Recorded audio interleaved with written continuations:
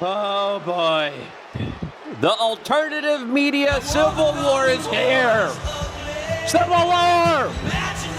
Apparently, I guess Alex Jones and Tim Pool are pissed off at each other. This is hilarious, though. Alex Jones is officially challenging Tim Pool, challenging him to a fight. What is this all about? It's hilarious, guys. We gotta have some laughs here, okay? Alex Jones has officially taken the gloves off and is ready to go toe-to-toe with fellow conservative podcaster Tim Pool. I don't know where this came from. It just popped up on my feed.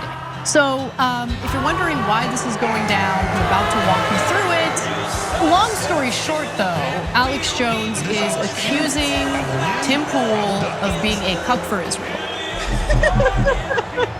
So, for people who are not aware, Alex Jones and Tim Pool have been going back and forth because Alex Jones is saying that Tim Pool is supporting the war with Iran.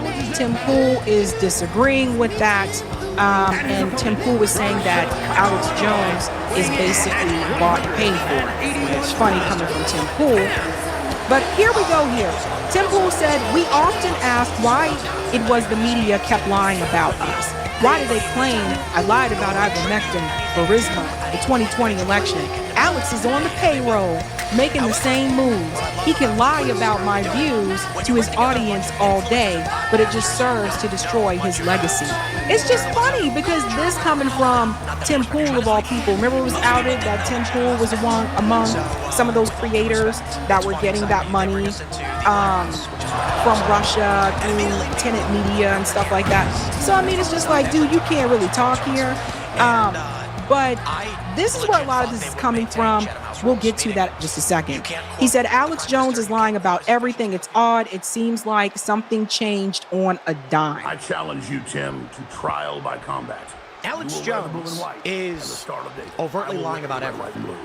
And this, to me, is odd. He's aligned himself with Tucker. He's got a picture of him and Tucker with Candace. If you say Israel must withdraw from trying to take over the U.S. government and get out of the NDAA and stop the war. If you win, you launch nuclear weapons to destroy the entire planet to bring back the Messiah. Tim Pool. The ball's in your court. Why were you even meeting with Benjamin Netanyahu?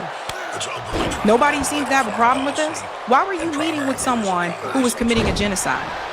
Huh? I mean, it's just, hey, I got my critique of Alex Jones too. But why were you meeting with this genocidal monster and then telling him what people are feeling on the ground here in the United States? Why were you there? He seems to think there was nothing wrong with him.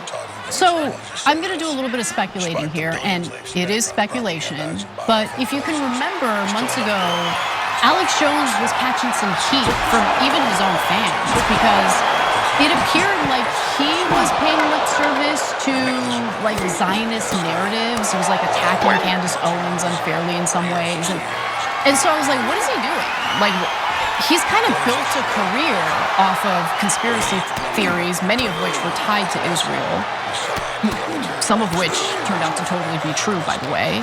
And now all of a sudden, he seems to be captured or influenced by Israel. That was my speculation back then. My speculation now is that probably did a little bit of damage to him in terms of viewership, and maybe this is a way to rehab his reputation. I don't know.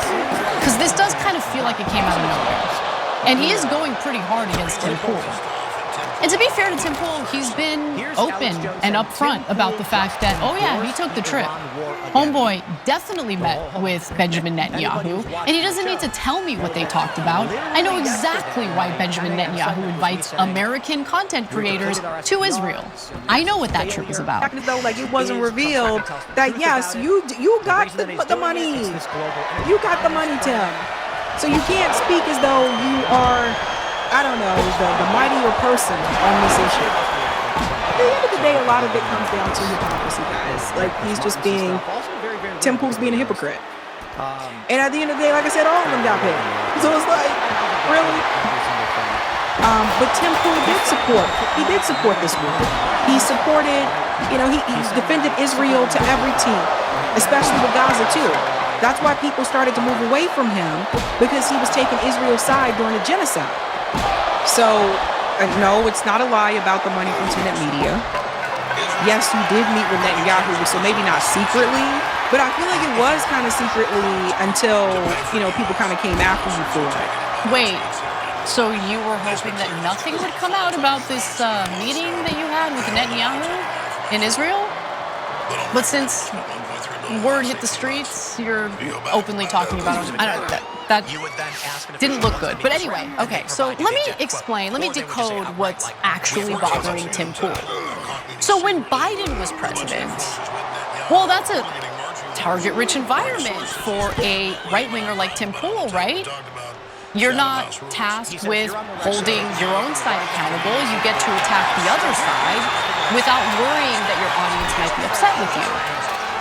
Then Trump gets elected, reneges on his campaign promises, does all sorts of things that we all know Tim Pool would excoriate Biden for, rightfully so. But it's Trump. It's Daddy Trump. So he fence sits. He fence sits all day. He straddles that fence so hard, harder than the top OnlyFans model, okay? Loves to straddle.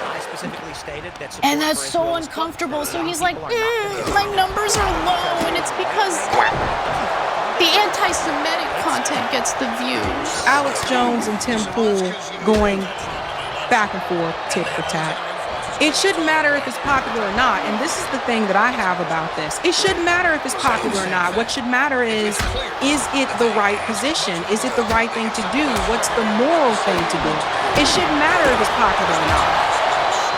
That's just kind of how I see it. I don't understand this whole thing about, well, it's a popular issue, and I wonder this too.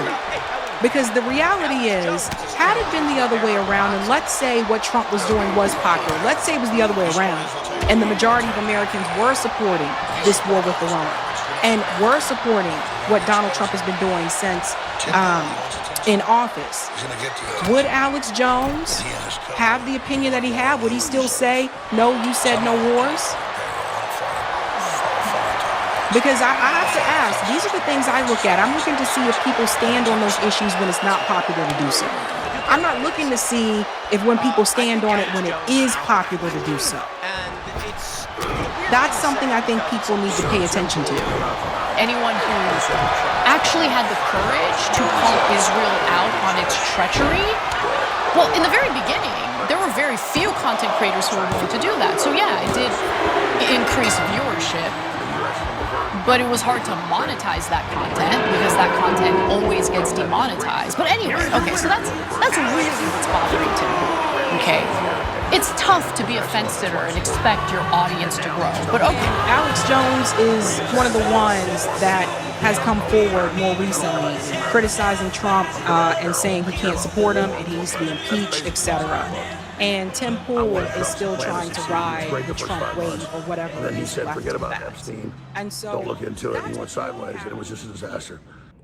Again, I just see everything Tim Pool does, and I see talking points.